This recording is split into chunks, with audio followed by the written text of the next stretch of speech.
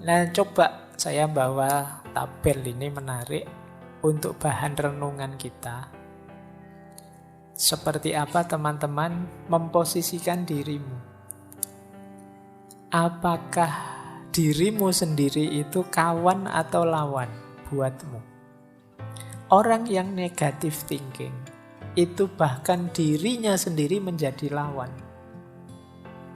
Menyusahkan saja kerjaannya. Ini namanya inner critics. Jadi kritikus dirinya sendiri. Tapi ini kritik dalam makna negatif ya. Ada yang inner ally. Ally itu berarti sekutu. Jadi kita bisa berkawan, saling mendukung dengan diri kita sendiri. Orang yang diri sendirinya jadi lawan, itu yang pertama, cirinya adalah yang dilihat selalu negatifnya saja dan diingat-ingat terus. Saya dulu pernah gagal, saya dulu pernah jatuh, saya dulu pernah dikecewakan atau mengecewakan orang, saya dulu. Yang diingat jeleknya terus, berarti dirimu adalah musuhmu sendiri. Tidak memberi kebahagiaan. Ciri pertama itu. Ciri kedua, dirimu jadi musuh kalau engkau sibuk dengan komentar dari luar dan hanyut oleh komentar dari luar, tidak jadi dirimu sendiri. Kamu jadi orang kayak orang bingung, wah kamu cakep loh kalau pakai baju warna putih, besok pakai putih lagi. Nanti temennya yang satu bilang, oh enggak, kalau kamu itu lebih cakep kalau mau pakai baju warna hitam. Besok beli baju warna hitam dipakai lagi. Capek kamu kalau mendengarkan komentar dari luar. Loh, kalau dirimu tipe begitu berarti dirimu lawanmu sendiri. Disibukkan oleh komentar pandangannya orang dari luar. Kamu posting apa terus yang jempoli kok sedikit. Sementara posting yang jenis ini yang jempoli banyak. Terus kamu pingin niru. Ternyata masih kalah dengan jenis ini. Kamu niru yang terus kamu tidak punya identitas. Yang lihat channelmu bingung, ini channel apa tuh ya?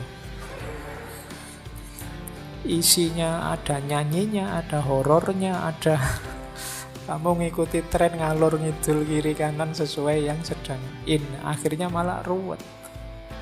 Kamu mendengarkan usul tidak punya jati diri. Nah, itu berarti apa? Lawanmu adalah dirimu sendiri. Ada lagi inner critic itu dirimu selalu berprasangka buruk dan tidak punya tujuan. Jadi selalu lihat jeleknya saja. Itu kan seperti tadi. Itu berarti musuhnya dirimu sendiri. Kalahkan dirimu yang hanya lihat jeleknya saja. Segala sesuatu. Kalau sudah terlatih lihat jeleknya, nanti kamu tepis. Kalau dia komentar, jangan pakai baju itu, lucu. Nggak apa-apa, saya pengen pakai baju ini aja. Kenapa sih? Coba dilawan dirimu. Kadang-kadang perlu dikerasi sedikit begitu. Biar nggak manja dengan persepsi-persepsi negatifnya. Kemudian diri yang selalu mengkritik itu biasanya diri yang jadi sumber kegalauan. Galau oleh kekurangan-kekurangan kita. Ya kita yang paling tahu kekurangan kita.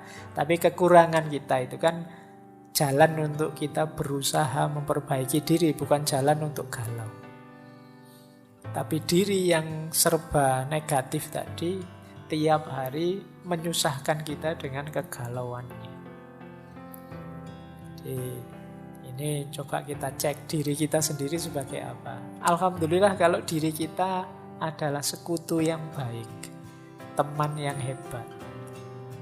Ini kebalikannya yang negatif tadi. Kalau ini positif, teman yang hebat itu fokus pada semua pengalaman, tidak dipilih-pilih. Pengalaman baik, pengalaman buruk diterima.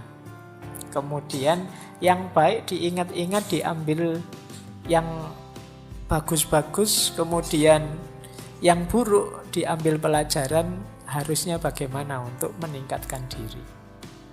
Ini berarti diri kita jadi teman yang baik.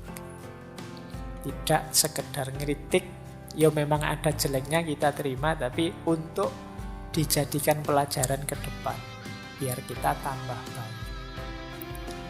Nah, kalau tentang komentar orang, ya semua komentar silahkan masuk, tapi aku nanti yang menentukan. Mana relevan, mana tidak relevan. Mana cocok, mana tidak cocok. Terima kasih usulnya, tapi saya punya persepsi sendiri. Nah, ini berarti jiwa kita teman yang enak. Tidak sekedar membawa kita diombang-ambing komentar-komentar, pandangan-pandangan dari luar. Kadang-kadang jiwa kita menguatkan kita sendiri, yakinlah bahwa ini baik, lanjut saja, tidak usah terlalu mendengar orang lain. Nah, ini dia sekutu yang baik. Kemudian inner ally juga percaya diri, tidak minder. Jadi, orang percaya diri itu ya tidak mudah dipengaruhi. Jelas tujuan dan sadar proses. Apa-apa ya perlu proses. Untuk mencapai tujuan perlu proses-proses. Kalau inner ally membanggakan kelebihan. Jadi, kalau tadi yang inner kritik itu kan galau oleh kelemahan. Kalau ini melihat positifnya diri. Iya sih, nilaiku jelek, tapi alhamdulillah aku masih semangat. Nah, lihat positifnya. Iya sih, sampai usia sekian aku masih jomblo, tapi tidak apa-apa, aku jomblo yang bahagia kok. Nah, itu jadi lihat sisi diri yang positifnya. Kalau yang inner kritik tadi ada masalah sedikit, dia pontang-panting galau. Gelap duniaku, aku harus bagaimana lagi? Siapa yang peduli padaku? Pokoknya kalimat-kalimatnya ya, kayak lagu semua akhirnya. Nah, itu tipe inner kritik. Nah, ayo kita bentuk diri kita berkawan dengan kita, inner ally. Jangan sampai kita musuhan dengan diri kita sendiri. Jadikan sisi dalam diri kita itu pendukung yang kuat. Dia yang paling ngerti sebenarnya tentang kita. Oke, kita lanjutkan. Nah, ini ada beberapa tips untuk menghadapi pikiran negatif. Yang pertama, diakui. Ngaku saja kalau saya masih negatif pikirannya, tidak apa-apa. Karena kalau tidak ngaku ya tidak ada perbaikan. Kalau tidak terima ya tidak ada cara untuk jalan keluarnya. Tapi ayo kita terima, iya Pak, saya itu masih sering berpikiran negatif. Saya itu masih sering mikirnya jelek-jelek terus. Nah, kalau sudah ngaku, ayo coba luangkan waktu mikir sebentar. Kenapa sih aku kok berpikirnya seperti ini ya? Sumbernya dari mana? Asal usulnya dulu gimana? Kok aku ini jadi negatif sekali? Terus coba dihitung untungnya apa sih pikiran ini untukku? Atau alasannya apa? Buktinya apa kalau pikiranku ini benar? Atau jangan-jangan hanya ketakutanku saja? Terus tanyakan juga, apa pikiranku ini sudah tidak teratasi, tidak bisa diubah? Mestinya ya bisa. Atau aku perlu tidak bantuan orang lain untuk mengatasinya? Nah, coba dijawab pertanyaan-pertanyaan ini untuk menyingkirkan pikiran negatif. Kalau sudah tuntas menjawab, ketahuan asal-usulnya, langkah ketiga yaitu reframing. Kita frame ulang. Kalau tadi melihat sisi negatifnya, sekarang saatnya melihat sisi positifnya. Nah, tema malam hari ini kan bersih-bersih pikiran negatif. Antara lain caranya ini. Kita akui, kita uji, dan kita bikin frame ulang yang positif. Jadi nanti kita masuk bulan Ramadan, perspektifnya sudah jernih, sudah positif. Oke. Nah, ini pikiran positifnya. Cara untuk melatih berpikir positif adalah yang pertama, ayo mengenali kelebihan-kelebihan dan keberhasilan-keberhasilan kita.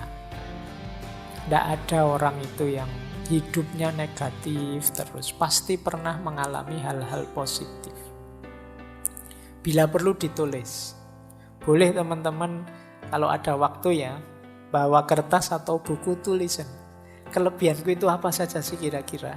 1, 2, 3, 4, 5 apa saja. Pasti ada kok kalau teman-teman jeli. Tidak mungkin tidak ada kelebihan sama sekali. Ya kemungkinan banyak tapi tidak ketahuan saja. Kalau kalian jeli mungkin ketemu, oh ternyata saya itu orangnya begini, orangnya begitu. Coba ditulis saja. Ini membawa kita nanti pada rasa syukur. Iyalah ternyata dari sekian banyak kelebihanku, hanya satu ini toh kekuranganku. Lah terus kenapa selama ini hidupku kok murung terus ya? Nah ini coba kalian, tidak apa-apa wis latihan nulis. Meskipun tulisannya disembunyikan untuk diri sendiri juga tidak apa-apa. Mungkin malu kalau dibaca orang lain ya tidak apa-apa. Tapi paling tidak kan melakukan muhasabah sendiri. Apa kelebihan-kelebihanku? Boleh juga capaian-capaianku. Alhamdulillah Pak, saya dulu bisa lulus TK tepat waktu. Misalnya. Loh, itu kan prestasi. Mungkin ada yang TK-nya tidak tepat waktu. Nah, jadi dan banyak capaian-capaian yang lain. Gitu. Saya selalu sukses Pak tiap bulan menghabiskan kiriman orang tua. Wah, situ. Alhamdulillah. Barokah berarti kirimannya orang tua. Iya Pak, selalu bisa saya habiskan dengan sukses. Coba ya kamu hitung capaian-capaian. Banyak lah mesti, tenang saja. Saya berhasil membuat dosen saya marah Pak. Baik, ya capaian yang baik ya. Nanti kamu tulis, biar apa? Biar yang kedua masuk. Gimana caranya kamu bisa bersyukur? Kalau kamu bisa sulit menemukan kelebihan atau capaian hidup prestasi, tapi yang kedua ini pasti kamu ketemu. Hal-hal yang bisa disyukuri. Mudah untuk mencari hal yang bisa disyukuri. Kalau kalian sulit, bandingkan dirimu dengan orang yang situasinya lebih sulit darimu, dan itu banyak. Mungkin kamu masih sehat lah, mungkin kamu masih hidup lah, mungkin kamu masih bisa ketawa lah, mungkin banyak hal yang bisa kamu syukuri. Nah ini akan banyak mengubah hal yang negatif jadi positif. Terus cari circle yang positif.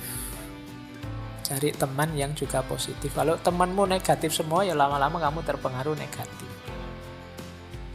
Cari teman yang enak, diajak bersama-sama, yang mikirnya selalu yang baik-baik, membooster semangatmu. Kemudian pinter-pinter bikin afirmasi, self-talk yang positif. Ngomong yang baik-baik saja deh. Tidak hanya dengan orang lain, dengan dirimu juga begitu. Buang kalimat-kalimat yang merendahkan diri. Dasar aku ini orang bodoh, dasar aku ini orang tidak pinter, dasar aku ini orang malas. Sudahlah, ganti kalimat yang lebih positif. Jadi, daripada kamu marah misalnya, dasar aku orang malas, ganti kata dengan yang lebih positif. Ah, ternyata aku ini orangnya penggemar rebahan misalnya. Nah, tidak apa-apa kan, bukan kalimat yang negatif. Ternyata aku orang ini yang pintar menikmati waktu luang misalnya. Nah, ya nama lainnya males. Baik, jadi ini cari self-talk yang lebih positif. Biar pikiranmu juga positif. Jaga kesehatan tentu saja ya. Kalau kamu tidak sehat ya pingin sepositif apapun ya berat. Tapi kalau kamu sehat lebih mudah. Relax, humor. Hidup jangan kenceng terus, kaku terus. Ya ada guyonnya sedikit-sedikit tapi juga jangan guyon terus. Relax saja, santai, nikmati, mengalir saja. Hidup itu mengalir saja, mesti ada humornya, banyak yang lucu. Hidup jadi tidak lucu karena kamu serius terus, kamu pegang terus dengan keras. Biarkan saja kamu nikmati setiap prosesnya, mesti beragam. Ada seriusnya, ada lucunya, ada. Hidup itu begitu karakternya. Kok hidup itu seragam? Kok ini rasanya humor terus Pak, ada yang tidak beres. Kamu berlebihan di situ. Atau kok serius terus Pak, ada yang tidak beres. Kamu ada yang berlebihan pasti. Secara natural hidup itu pasti ya ada naik, ada turun, ada serius, ada humor. Terus banyak belajar hal baru. Jadi banyaklah belajar tentang yang baru-baru. Yang baru ini menarik. Biar kamu tidak sibuk dengan pikiran-pikiran lama yang negatif. Jadi setelah dibersihkan tadi, diisi dengan yang positif. Memulainya dengan hal-hal ini. Terus, Kita lanjut lagi ya. Nah, ada teori yang menarik. Ayo belajar dari positivitasnya anak kecil. Anak kecil itu berpikirnya sangat positif. Anak kecil itu dia ingin tahu apa saja, ingin mencoba apa saja, melakukan hal-hal yang pintar, kadang-kadang juga hal-hal yang konyol. Mereka juga bertengkar dengan temannya tapi terus rukun lagi. Mereka jatuh ya bangun lagi. Kalau gagal ya penasaran diulang lagi. Mereka bisa kecewa tapi gampang punya harapan baru. Mereka juga punya ketakutan tapi segera setelah itu mereka tetap bisa ceria, bisa gembira. Kalau sedih ya mereka nangis, tapi tidak lama terus lupa, bisa ketawa-ketawa lagi. Itu enak, nyaman kalau anak kecil. Ini yang disebut positivitasnya anak kecil. Kalau kita kan tidak. Kita setelah jatuh itu bangunnya lama. Ada putus asanya, ada mengeluhnya, ada nyanyi-nyanyinya. Panjang kita. Tidak bangun-bangun. Kalau sudah kecewa, wah kita dendamnya bisa sampai ujung dunia. Kalau anak-anak itu habis bertengkar, orang tuanya ikut belani bertengkar. Dia sudah rukun, orang tuanya masih bertengkar. Itu positivitasnya anak kecil. Jadi hidup jadi ringan. Wajar saja. Tidak ada anak kecil itu kok suudzon apa tidak ada. Ya mikirnya positif terus. Jadi pikirannya selalu positif.